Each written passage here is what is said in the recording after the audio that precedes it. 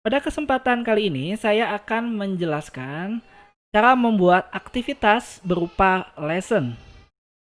Nah, aktivitas berupa lesson ini kita bisa memadukan antara materi dan kuis dalam satu tempat. Dan ini sangat berguna untuk membuat aktivitas mandiri untuk mahasiswa. Cara buatnya adalah, misalnya saya buat pada pekan ke-7, kita klik Add an Activity or Resource, lalu saya pilih di sini adalah Lesson. Kemudian di sini Add. Sini saya bikin namanya apa? Misalnya namanya adalah Lesson pekan ke-7. Nah, ini deskripsinya ini bisa kita tulis aturan ya. Aturan tentang lesson ini apa? Dan kita bisa display di halaman depan jika kita checklist display description on course page. Lalu untuk appearance, ini kita bisa tampilkan progress bar-nya. Jadi mahasiswa tahu ini ada berapa jenis pertanyaan di sini. Kalau kita pilih yes, kalau kita pilih no maka mahasiswa tidak tahu. Kemudian display menu juga bisa kita hilangkan. Lalu ada availability, ini adalah kapan dia dapat dikerjakan dan waktunya. Misalnya saya hanya membatasi dia terhadap waktu, karena ini untuk aktivitas mandiri. Karena ini untuk aktivitas mandiri, maka kalau 2 SKS, maka bagusnya kita berikan waktunya adalah 120 menit saja. Lalu di sini ada flow control, misalnya student bisa review, kita bisa pilih no atau yes. Kemudian berapa jumlah percobaan yang dapat dicoba oleh mahasiswa. Nah, di sini kita pilih mahasiswa itu hanya bisa menjawab satu pertanyaan satu kali ya. Jadi kalau misalnya dia salah, dia tidak dapat menjawab lagi pertanyaan yang sama. Lalu di sini ada grade. Nah, kita pilih kategorinya adalah untuk quiz dan tugas. Lalu di sini tidak ada practice lesson dan mahasiswa tidak dapat mengambil lagi jika sudah diambil. Oke, kita akan langsung ke save and display. Nah, untuk pembuatan kuis ini, untuk pembuatan aktivitas berupa lesson, kita dapat membuat beberapa hal. Misalnya adalah membuat halaman konten, atau kita juga dapat membuat halaman pertanyaan.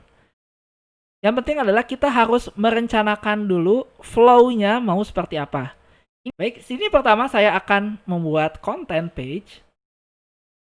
Misalnya ini adalah materi 1. Untuk page content ini kita tidak dapat memberikan dalam bentuk PDF, tapi kita dapat memberikan dalam bentuk video. Caranya adalah dengan melakukan embedding video. Seperti ini. Kita klik icon insert or edit video. Lalu kita pilih video, misalnya adalah URL-nya. URL-nya misalnya ambil dari YouTube atau sumber video yang lainnya. Lalu kita klik insert media. Atau kalau kita ingin membuat dalam bentuk teks, kita tinggal membuat teks saja. Kalau saya anggap ini kosong ya. Ini adalah teksnya. Setelah itu, ini adalah konten yang berikutnya. Jadi kita buat di sini misalnya setelah dia menyelesaikan materi yang pertama, dia lanjut ke mana? Misalnya kita hanya ada pilihan satu saja ya. Dia pilih lanjut ke konten berikutnya. Konten 1 itu adalah misalnya adalah review materi ya. Konten lanjutannya adalah review materi 1. Lalu jump-nya itu adalah ke next page. Lalu kita save page di sini. Lalu kita buat di sini adalah halaman pertanyaan. Add question page. Nah, pertanyaannya adalah benar salah. Nah, misalnya ini adalah review. Misalnya ini adalah review 1. Pertanyaannya misalnya adalah air adalah zat padat. Nah, ini jawabannya kan benar atau salah. Nah, ini di sini correct answer-nya adalah salah ya. Maka kalau dia jawabannya salah, dia memilih salah, maka dia akan next page dan mendapat nilai 50. Nah, yang jawabannya salahnya adalah kalau dia jawab air adalah padat adalah benar. Maka dia harus kembali ke materi 1 dan nilainya adalah 0. Lalu kita save di sini. Berikutnya kita bikin lagi, misalnya adalah konten page berikutnya untuk materi yang kedua. Misalnya ini adalah materi 2, lalu ini adalah isinya. Lalu jika selesai, dia akan lanjut ke mana? Dia akan lanjut ke review 2.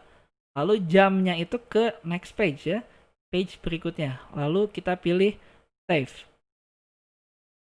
Lalu kita buat berikutnya adalah question page yang kedua. Misalnya question page yang kedua adalah short answer. Ini adalah misalnya review. Misalnya namanya adalah review 2. Kemudian pertanyaannya misalnya 2 ditambah 3 sama dengan, nah jawabannya kan harusnya 5. Jadi kalau misalnya jawabannya benar, maka kita masuk end of lesson atau selesai dan kita kasih nilainya adalah 50. Nah untuk jawaban yang lain, nah ini kita klik enable, dia harus mengulang ke materi kedua dan skornya adalah 0. Lalu kita save. Nah, di sini kita dapat preview apa yang mahasiswa nanti akan lihat seperti ini. Jadi pertama adalah materi 1. Jadi kalau sudah selesai, mahasiswa harus mengklik review materi 1.